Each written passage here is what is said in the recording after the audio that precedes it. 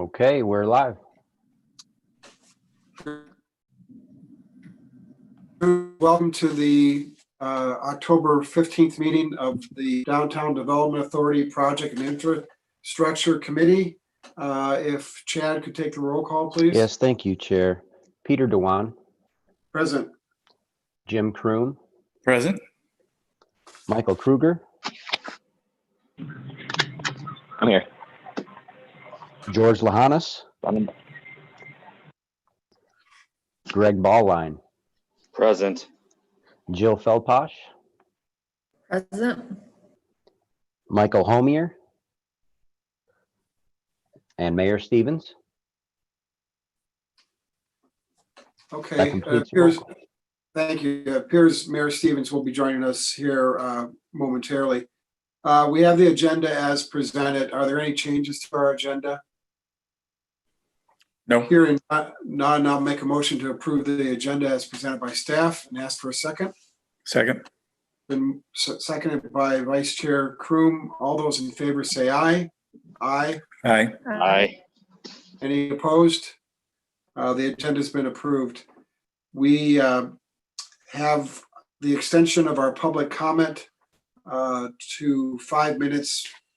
As I mentioned at our Exec and Finance meeting earlier, we are going to take action at our full DDA meeting to just make this consistent that all DDA meetings will be following in the City Council's request of allowing public comment for 5 minutes. But nonetheless, this morning or this afternoon, we have to adopt the extension of the time limit from 2 minutes to 5 minutes. So I will make a motion that we allow public comment for 5 minutes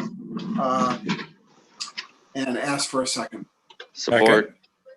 It's been supported by Greg. All those in favor say aye. Aye. Aye. Any Any opposed? Hearing none, we'll make that change and then look forward at our full DDA meeting to just make it a mandatory change or perfunctory changes. Let's move on to public comment section. Are there anyone wishing to address the P&I committee at the moment? Currently, Chair, there are 2 callers in the queue. Okay. Okay. Our first caller is caller 963, and caller with the last 3 digits of 963. You'll be unmuted and given 5 minutes to speak. And if you do not wish to speak, please just say pass. Caller 963, you've been unmuted. Thank you. Hi, Alice Drager. Apologies to those of you who at the last meeting heard me say the same things. First, thanks to the chair for planning to just make 5 minutes mandatory for the future meetings. Second, I'm making this request of all boards, commissions, and the City Council that all materials provided to a full commission, board, or council in advance of a meeting be provided to the public on the agenda before the meeting begins. I'm finding a lot of cases where material has been provided to an entire board, commission, or council, which then gets discussed at the meeting, but hasn't been provided on the agenda, which makes it difficult for us to look at it in advance, comment on it, or certainly even to follow along. This occurred, for example, with the study commission on police oversight on Monday, where 13 documents were provided to the commission and none of them provided to the public in advance, but it's also been happening at City Council a lot. So I'm just making that request that all materials provided to a full board, commission, or council in advance of the meeting be provided to the public on the agenda in advance of the meeting. And finally, regarding River Caddis, it's not on your DDA agenda for next week, but I think you'll probably discuss that today as being on the agenda for next week. And a concern I have is that if that material is released only shortly before the meeting, less than 48 or 72 hours before the meeting, it provides no time for the DDA and the public to meaningfully process that material before you vote on it. This keeps happening year after year as developers bring forward this material at the last minute, basically sticking you in a corner and causing you to either vote yes or vote no. And because for understandable reasons, you don't want to kill deals, you end up voting yes without really having had time to look at it. And it also robs the public of the opportunity to meaningfully look at documents and provide you feedback. And as I said at the last meeting, I know you guys feel like I'm often the only person asking questions and bringing up concerns, but that's because a lot of the people feeding the information are people with professional positions and professional relationships in and around the city of East Lansing, and they can't afford to be asking the kinds of hard-hitting questions they feed to me to ask. I have not come to understand zoning law and development finance and construction and bond on my own. I've had a lot of professionals in the area do that, and when they bring this stuff forward and provide it to me so that I can provide it to you, it really adds a layer of protection for the people of East Lansing and for the city of East Lansing, and provides a layer of protection for you all as you do the people's work. So what I'm going to ask is that you, in the future, demand that material for deals like these be provided in a reasonable amount of time, so that you can process it, the staff can process it, and the public can process it, and we can bring forward information. Sometimes also I have people who work for the city of East Lansing bringing forward information and materials to me that they want me to bring forward, who don't want to lose their own jobs by being seen as sources. So I think it's really important, for the sake of the people, that we have these things in a reasonable amount of time to process. I don't feel like we can just leave it up to the attorneys. Thank you. Thank you. Is there an additional caller, Chad? You're muted, Chad. Thank you. There's one additional caller in the queue titled EL Citizen. So EL Citizen, I'm going to unmute you and you'll be given 5 minutes to speak. If you do not wish to speak, please say pass.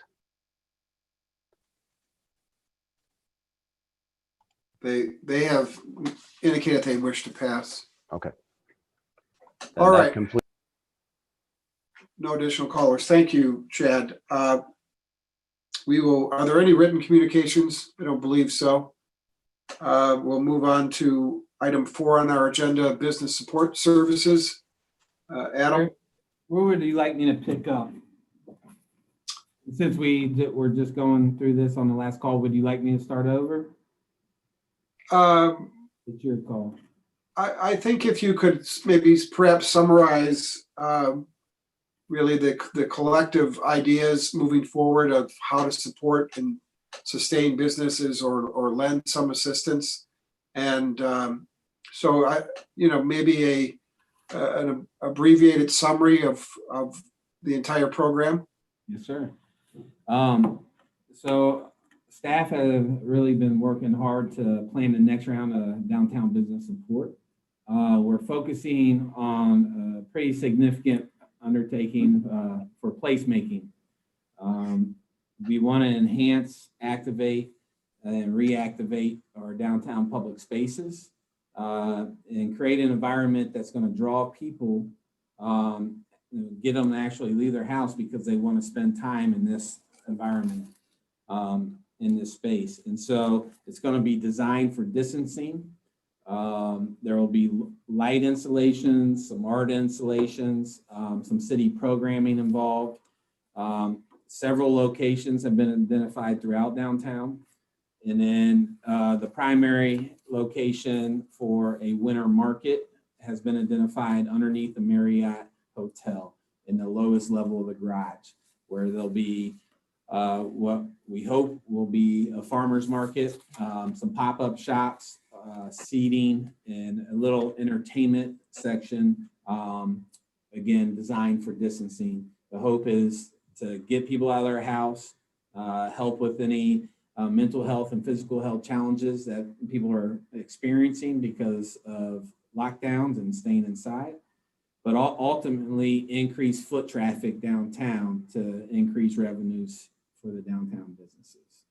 And so next week, staff will be making a funding request to the full DDA board. And we are still working diligently to hash out that budget and the funding requests as we speak. And so there'll be more to come next week. Very good. Thanks so much, Adam, for all the hard work you're putting into that. Let's move on to item number 5, Ordinance 1492. Welcome, Mayor Stevens. Hello. Adam, are you going to address Ordinance 1492? No, sir. Mr. Haywood is going to address 1492. Okay. Welcome, David. Thank you. Good to be here today. So Ordinance 1492 is part of our 10-year charter requirement to review our code and make recommendations for updates, clarifications, and corrections.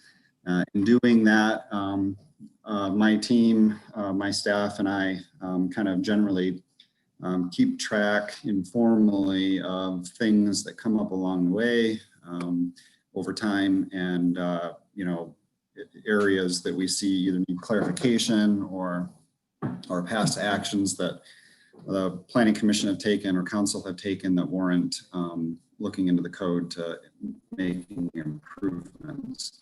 So that's what this ordinance does. There's a number of, it's fairly miscellaneous. It covers many areas of the zoning code. There are probably 3 areas that I think are most relevant to the DDA or that involve the downtown development district somewhat directly. The first is section 50-94, which is our standards for review for the sale of packaged alcohol at retail. So alcohol is kind of split into 2 areas. One involves a restaurant for on-site consumption, and the other is for retail sales, which would be packaged alcohol that can be purchased and then taken off-site and then consumed in another location. So this change involves the latter, and it carves out an exception. Normally, any sale of alcohol, whether packaged or on-site consumption, would require a special use permit. This change would exempt packaged alcohol from a special use permit requirement if less than 25% of their sales floor area was devoted to that sale or storage.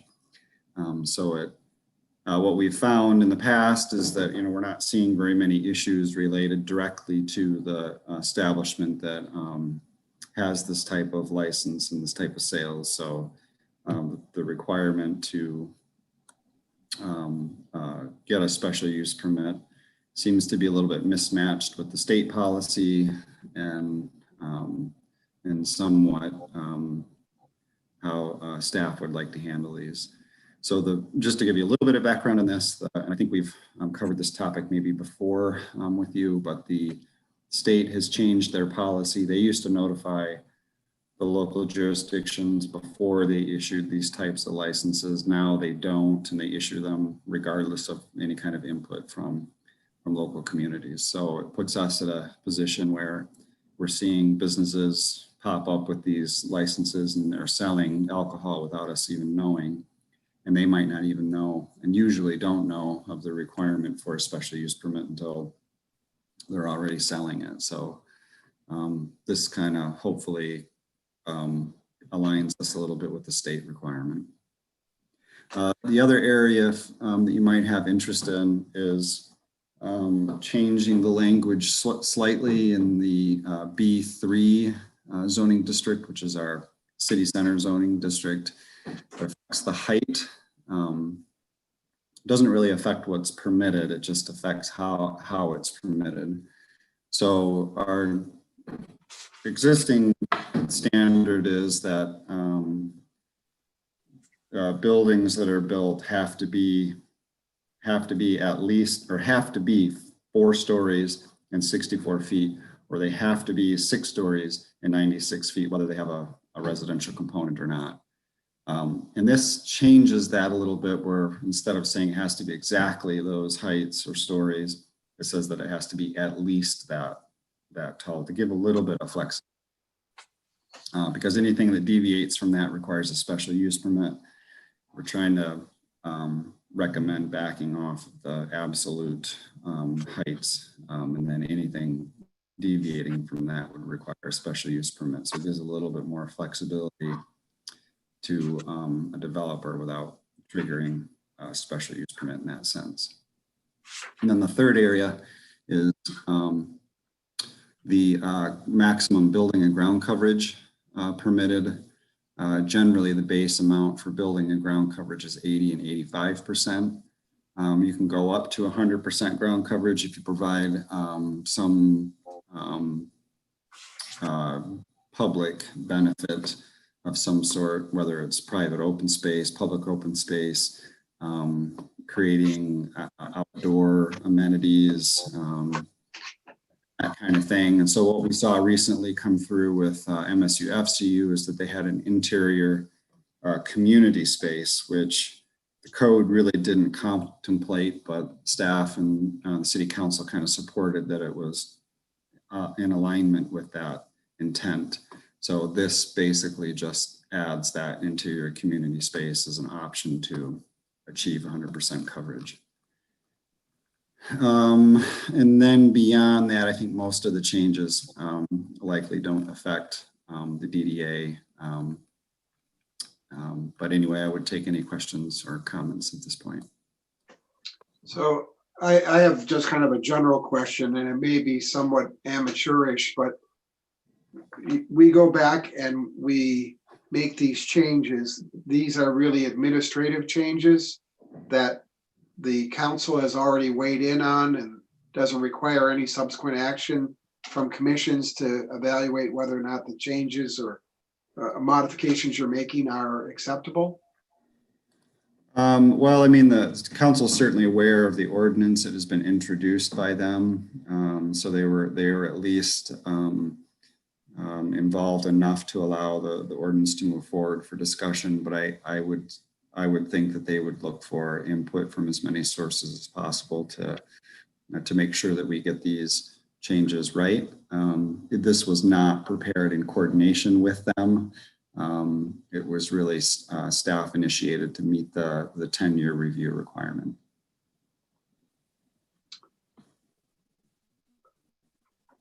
And it's defined by city ordinance that it's a 10-year review requirement? Yeah, it's a charter requirement that we update our code of ordinances every 10 years, or at least review them for that purpose. Whether changes happen or not, we're just required to review it.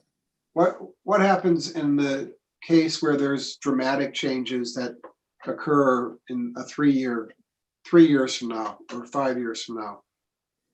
Is it a requirement? It's, you know, the charter requirement kicks in 10 years, but would the city council just go in and dramatically change the ordinance? Yeah, so changes can be made anytime. The 10-year charter requirement just ensures that, you know, we're kind of looking at it, all the other areas that we might not be thinking about. We can change the code at any time. Council can approve any kind of amendment, for example, zoning, rezoning is an ordinance amendment, and we change language from time to time as issues come up that are more immediate in nature that need to be addressed then, as opposed to waiting for the 10-year mark. Okay. Are there any board members that have questions of Mr. Haywood or comments you'd like to offer? Okay, thank you, Mr. Haywood. I appreciate your comments this morning. Thank you. We have on our agenda item 6, the 300 West Grand River. Adam, are you going to address this item? Mr. Haywood is here to take any questions, but the last DDA meeting, it was decided to wait until, you know, Planning Commission had a chance to chime in on this and take action. And my understanding is it was deferred until October 28th to the next Planning Commission meeting. So no action was taken. And so I don't know if you guys still want Mr. Haywood to go through it or have any questions regarding it, or just wait until the Planning Commission has an opportunity to take action. Yeah, I have some questions. So why was it deferred? Was the Planning Commission meeting last night? Yes, it was last night. They deferred action on it for a couple of reasons. Let me grab my notes real quick. So there was, really the two, I think, primary areas that they were concerned about is first, the diversified housing requirement, and second, aesthetics. So first, the diversified housing requirement requires that 25% of the housing units being proposed have to be diversified in some way, whether they're restricted for by for seniors 55 plus, or income restricted, or some other means that diversifies the available housing options. So they would, in this case, since they're proposing 6 new units, 25% of that, or 2 of them, would have to be meet that requirement. And so there was a lengthy discussion about how the applicant was going to achieve that. And one of the options, because it's going to be so difficult for them to market any one of those as either age restricted or income qualified or whatnot, that the Planning Commission was exploring, well, why don't you make all of them type B units that allow for future adaptation of the unit to be accessible to persons with disabilities. So they might not be built to those standards, but they are built to those so that they can be modified in the future very easily. Like cabinets can be removed so that there's open space below, like the countertop is one example, and that kind of thing. So instead of having them pushed into a strange place of having to market 1 or 2 of those in a different way, they were exploring the option of making or requiring all of them to be at least type B, which would also satisfy our universal design requirement. So that was one area that they were discussing. The applicant was going to go back and explore whether they had enough space or design issues related to that. They needed a few weeks to work that through. And then the other area was aesthetics. Since the prior proposal was to have each unit, the entrance to each unit was external. So some of the units, 3 of the units would, their front doors would be right on Grand River, and then the other 3 would be in the parking lot behind. They've now added an interior hallway. That's where all the units would have entrances and exits inside the building, which satisfied that concern. But now the windows, apparently to the Planning Commission, or at least some of the members, are now, they're commercial in nature, but they're residential. What are they? How should they be designed? And that kind of thing. So the applicants look exploring options to make it more, residential in nature in that sense. So those are the 2, I think, primary.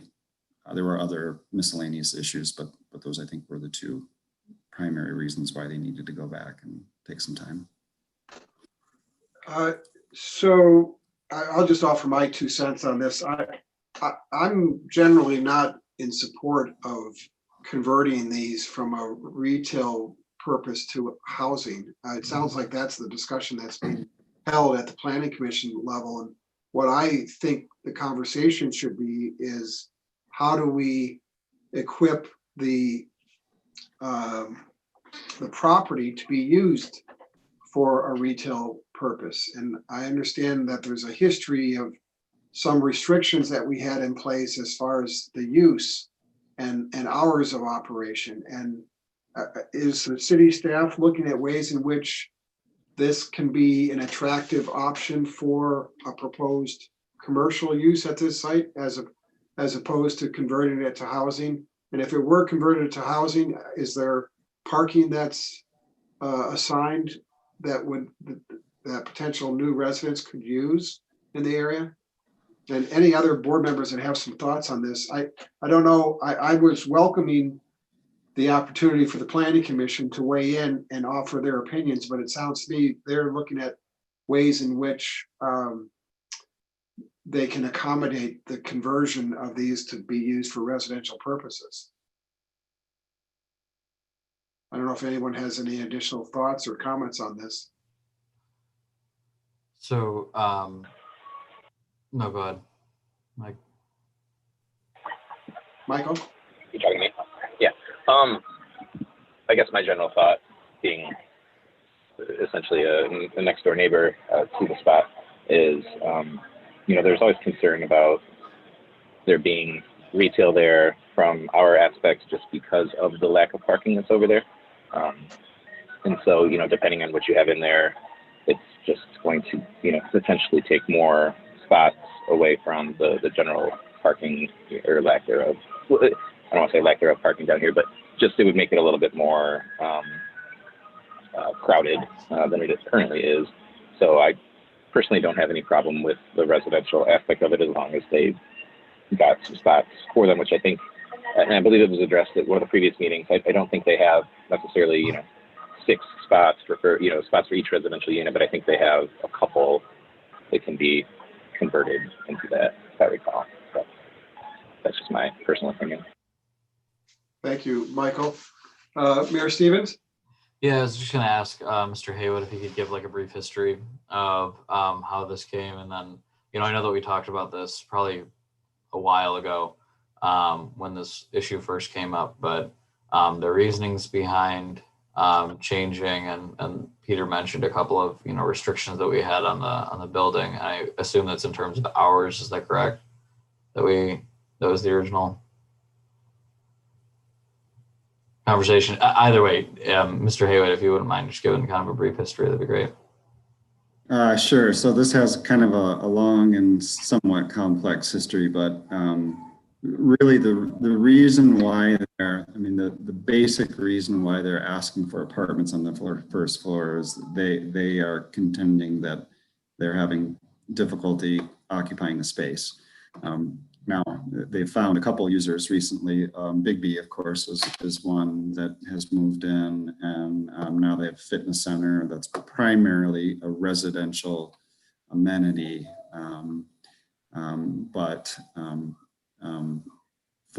Since the inception of this project in 2015, they've had difficulty finding a commercial tenant. So this would, I guess, give them an option to using the space, give them some flexibility in that regard. And frankly, the B2 district does allow for residential flexibility in the building, and we are on the edge of a transition from commercial to residential area. So in some sense, from my perspective, there is some reasonableness to why residential would be located here. As you know, is it the best use of the property? You know, I don't know. I mean, it's something we can continue to discuss, but it certainly, they have had a hard time filling this space, and this is an option for them.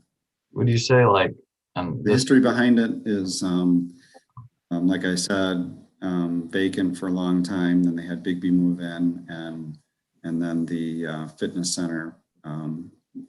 The hours of operation was an issue.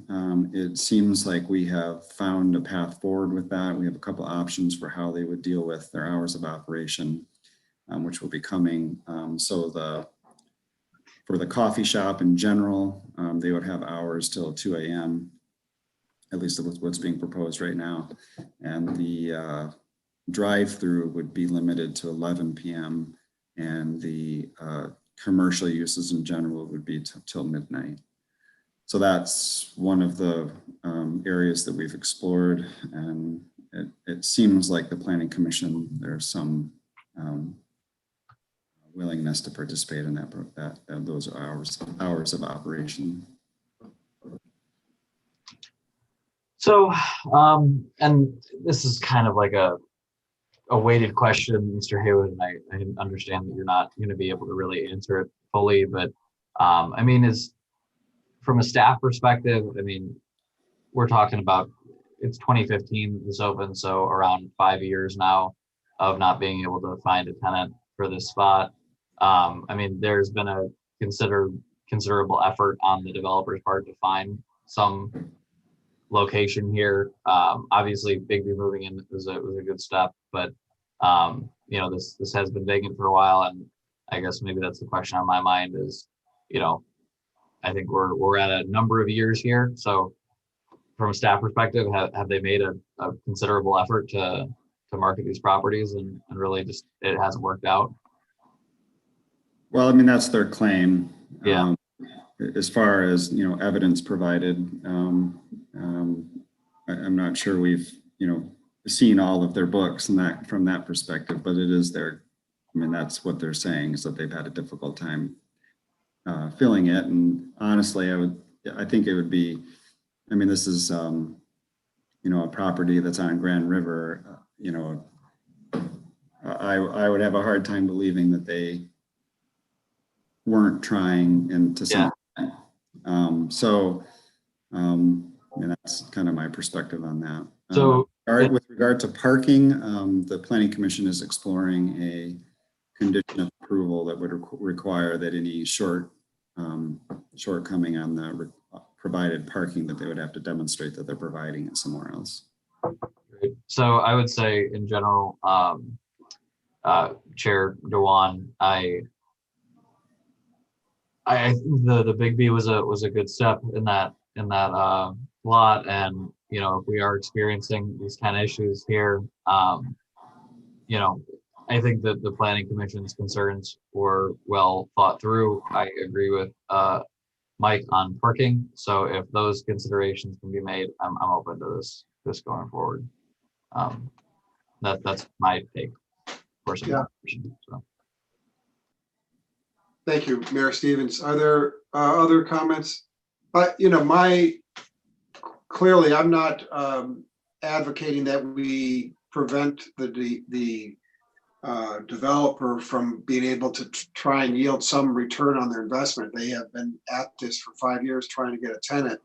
I just think that I'm more concerned about any impediments that the city has put in place, which is preventing them from being successful. And those are the items that I would much rather try to address, as opposed to simply thinking that we're going to convert commercial spaces that were designed to be used commercially into residential units, because this sets a precedent that could occur all the way down Grand River. And COVID is an incredibly challenging thing that business owners have to figure out whether or not they can keep their doors open or not. I just, this could be one of many requests that are made from commercial properties to have residential on the ground level. And how is the city prepared to address that is something that I'm concerned about. But any other comments or thoughts?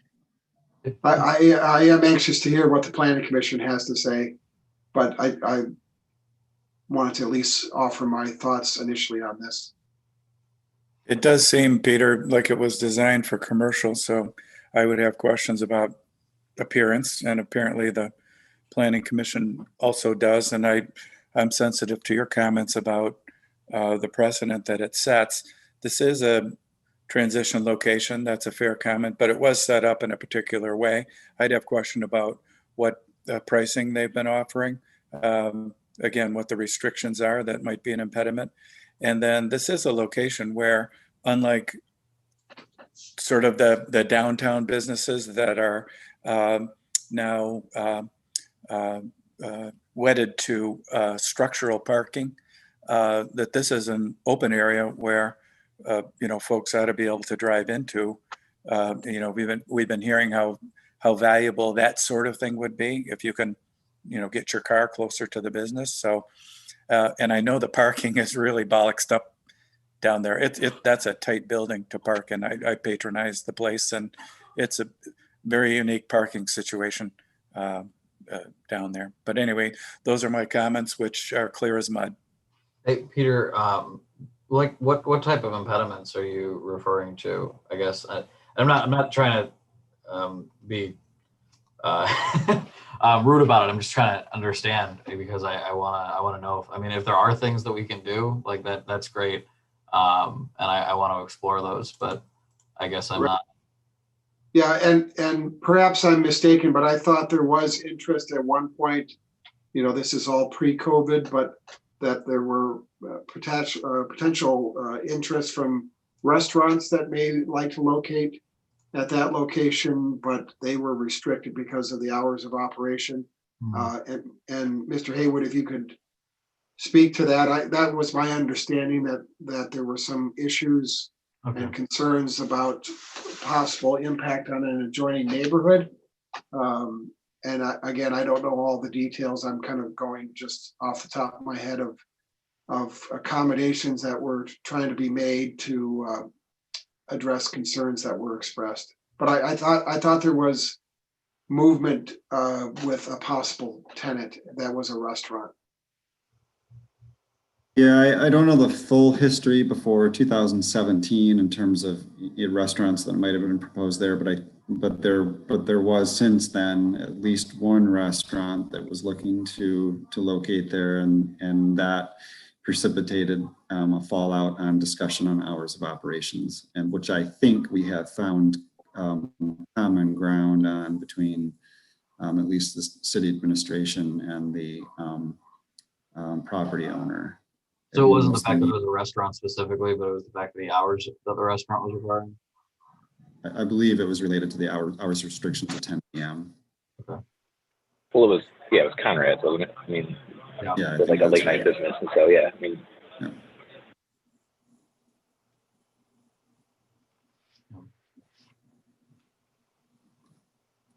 No, thank you, Peter. Sorry. Okay, no problem. Any other comments or thoughts? So we won't take any action on this, and we'll look forward to the planning commission weighing in and then have a deliberation at our, what is it, the next DDA meeting? What is that going to be scheduled? Will this be on our agenda? Adam? Do you have the date in front of you for the next DDA meeting? But we can certainly put it on the agenda, yes. Okay, The DDA meeting for next week on the 22nd? well, No, it'd be after October 28th. November. after the planning commission's had an opportunity to weigh in. Our The next, next DDA meeting is November 19th. Okay. We can make sure we get that on the agenda. What is the square footage, David, that we're talking about of the portion of the building? Just a second. I believe it's of the building or the portion of area the building for that's being apartments. be converted. Isn't it 2,400? 2,400 square feet. 2,400 square feet for 6 units. That's correct. Each unit's going to be 800 square feet. Oh. Roughly. 400, isn't it? Oh, I'm sorry, 400. You're right. Yeah, they'd be pretty small one bedrooms or studios, I would imagine. Yeah, their efficiencies, yeah. Hmm. Is it possible to see what the going rate is for leasing space, or what the developer has proposed For the apartments? for both the apartments and for an entity to utilize the 2,400 square feet? Yeah, we can certainly ask. Okay. I just want to put this out there because I know that number probably scares a good amount of people, and I understand why, but we don't have a lot of we built many small units in East Lansing recently, but in terms of and I'm speaking mainly due to my experience, part of the student population before, these kind of studio apartments that are generally at a lower price point and, are helpful for folks that are, one person that might not have a roommate lined up to cover costs.